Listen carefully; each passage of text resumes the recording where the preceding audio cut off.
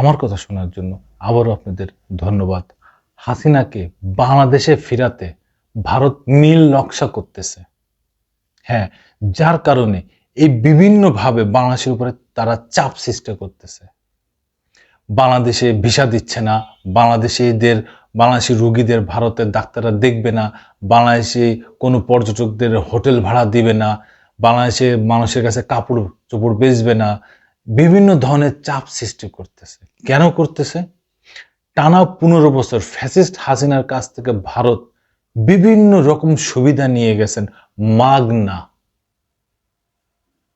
এখন 5 আগস্টের পরে অন্তর্বর্তীকালীন সরকার ডক্টর ইউনূসের নেতৃত্বে তৈরি হয়েছে, তারপরের থেকে তো আর ভারত কিছু পাচ্ছে না, মাগনা তো পাচ্ছে না। কিছু নিতে গেলে তো টাকা দিয়ে নিতে হবে।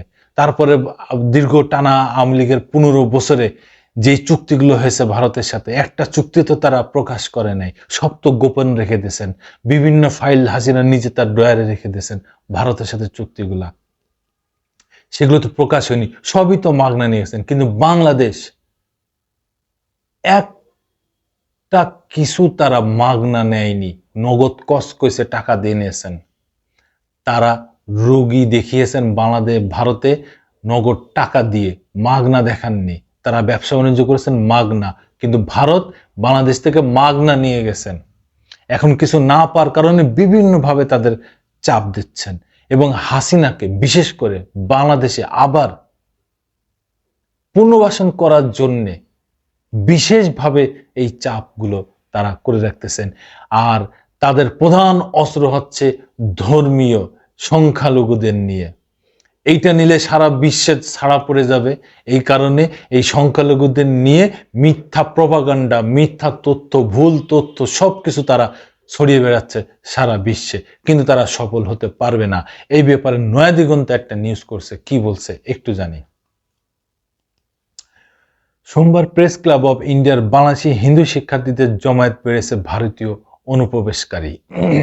জুলাই আগস্ট গণ অভ্যুত্থানে ক্ষমতাচ্যুত প্রধানমন্ত্রী শেখ হাসিনা দেশ ছেড়ে পালানোর পর অন্তর্বর্তী সরকার গঠনের মধ্য দিয়ে দুর্নীতিমুক্ত দেশ গড়ার প্রত্যয়ে রাজনৈতিক ও আইনশৃঙ্খলা রক্ষাকারী বাহিনী সহ বিভিন্ন খাতে সংস্কারের কার্যক্রম চলমান রয়েছে।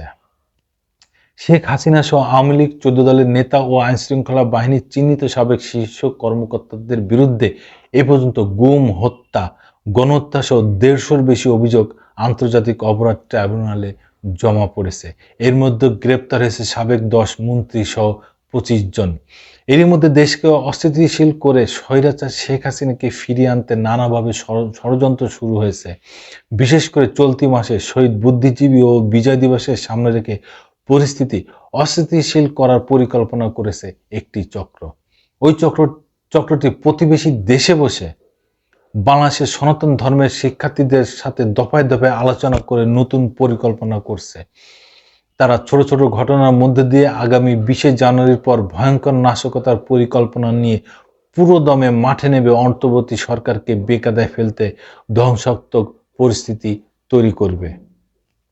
সম্প্রতি দেশের একাধিক গোয়েন্দা সংস্থার তদন্তে এমন তথ্য উঠে এসেছে। এই প্রতিবেদকের সাথে আলাপকালে একাধিক গোয়েন্দা কর্মকর্তার নাম প্রকাশ না করার শর্তে এমন তথ্য দেন।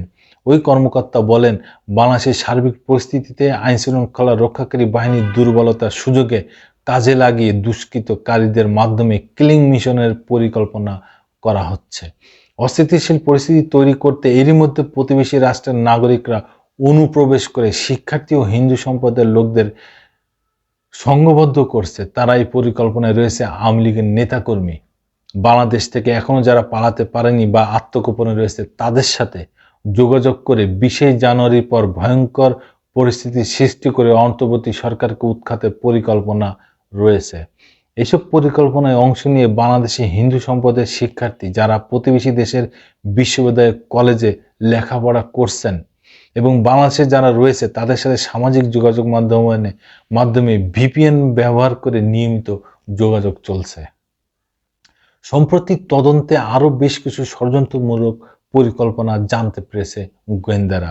তার মধ্যে রয়েছে ভারতের দিল্লি বিশ্ববিদ্যালয় ও কিছু স্থানে বাংলাদেশি হিন্দু শিক্ষার্থীদের জমায়েত, সেখানে দিল্লি বিশ্ববিদ্যালয়ের ইংরেজি বিভাগের অ্যাসোসিয়েট প্রফেসর ডক্টর প্রেরণা মালহোত্রা রয়েছেন, যিনি বাংলাদেশে হিন্দু নির্যাতন বিষয়ে জুলাই আগস্ট থেকে একটি প্রকল্পের কাজ শুরু করেন। গত 30শে নভেম্বর তিনি বিশ্ববিদ্যালয়ে এ নিয়ে একটি সমন্বয়মূলক অনুষ্ঠানের আয়োজন করেন। এই প্রকল্পের সাথে ওতপ্রোতভাবে কাজ করছে ভারতের কট্টরপন্থী হিন্দু সংগঠন আরএসএস ও সেন্টার ফর ডেমোক্রেসি। ভূতত্ত্ববিদ ও মানবাধিকার নামের একটি এনজিও। মূলত ভারতের ক্ষমতাসীন দলের বিজেপির অর্থায়নে এই প্রকল্পটি বাস্তবায়িত হচ্ছে বলে গোয়েন্দা সূত্র জানিয়েছে। গোয়েন্দা সূত্রে আরও জানিয়েছে, দিল্লিতে যাওয়া শিক্ষার্থীদের বড় অংশ পড়াশোনা করে দিল্লি বিশ্ববিদ্যালয়ে তার অধীনস্থ বিভিন্ন কলেজে। বিশেষত্বর জন্য তারা বেছে নিয়েছে দিল্লি বিশ্ববিদ্যালয়কে। দিল্লি বিশ্ববিদ্যালয়ে দুইভাবে বাংলাদেশি শিক্ষার্থীদের পড়তে আসে। প্রথমত ভারতের মিনিস্ট্রি অব এক্সটার্নাল অ্যাফেয়ার্সের পূর্ণ ব্যবস্থাপনা Indian council for cultural relation বৃত্তি নিয়ে, দ্বিতীয়ত নিজ খরচে আইসিসির আর বৃত্তিপ্রাপ্ত। এইসব শিক্ষার্থীদের পরিসংখ্যান পর্যালোচনা করে গোয়েন্দারা জানতে পেরেছে যে সব শিক্ষার্থীদের বেশিরভাগই হিন্দু, অর্থাৎ সিলেকশন প্রক্রিয়াতে এই ধরনের পক্ষপাত করা হয়। সার্বিক বিবেচনায় দিল্লিতে এই ধরনের প্রোগ্রাম আয়োজন করা খুব সহজ কাজ হয়। 9 ডিসেম্বর প্রেস ক্লাব অব ইন্ডিয়ায় হিন্দু সমাবেশ। বিভিন্ন গোয়েন্দা সূত্রের তথ্যে জানা গেছে, ডিসেম্বর ও জানুয়ারিকে টার্গেট করে নাশকতার পরিকল্পনা ও ধ্বংসাত্মক পরিস্থিতির নীল নকশার প্রাথমিকভাবে জমায়েতের উদ্যোগ নিয়েছে বাংলাদেশি হিন্দু শিক্ষার্থীরা। 9 ডিসেম্বর সোমবার বিকেলে প্রেস ক্লাব অব ইন্ডিয়ায় বাংলাদেশি হিন্দু শিক্ষার্থীরা একটি বড় জমায়েত করার পরিকল্পনা করছে। প্রাথমিকভাবে পাওয়া খবরে জানা গেছে, দিল্লির ওই বড় জমায়েত বাংলাদেশ সহ বিভিন্ন জেলা থেকে যাওয়া হিন্দু শিক্ষার্থীরা অংশগ্রহণ করবে। এমনকি ওই জমায়েতে ভারতের কট্টরপন্থী হিন্দু সংগঠন আরএসএস সদস্যরাও থাকবে।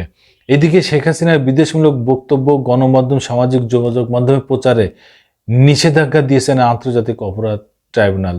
একই সাথে শেখ হাসিনা আগে যত বিদেশমূলক বক্তব্য দিয়েছেন তা সব মাধ্যম থেকে সরাতে বিটিআরসিকে নির্দেশ দিয়েছেন আদালত। গতকাল আন্তর্জাতিক অপরাধ ট্রাইব্যুনালের চেয়ারম্যান বিচারপতি মোহাম্মদ গোলাম মোর্তজা মজুমদারের নেতৃত্বে 3 বিচারপতির ট্রাইব্যুনাল এই আদেশ দেন। বন্ধুরা, এতক্ষণ তো নিউজটা দেখলেন, শুনলেন, জানলেন, আপনাদের কি মতামত যে শেখ হাসিনাকে পুনর্বাসন করতে পারবে ভারত? যতই ষড়যন্ত্র করুক, তারা কি আসলে কি সফল হবে না হবে না? বাংলাদেশ প্রশ্নে, বাংলাদেশের স্বার্থে সেই 71 সালের মতো সব বাঙালিরা এক হবে, এক হয়ে আছে। বাংলাদেশ প্রশ্নে কোনো আপোষ করবে না এই বীর জাতি। ধন্যবাদ। আবার আসবো নতুন কোনো কথা নিয়ে, নতুন কোনো ঘটনা নিয়ে। আমি প্রিন্স।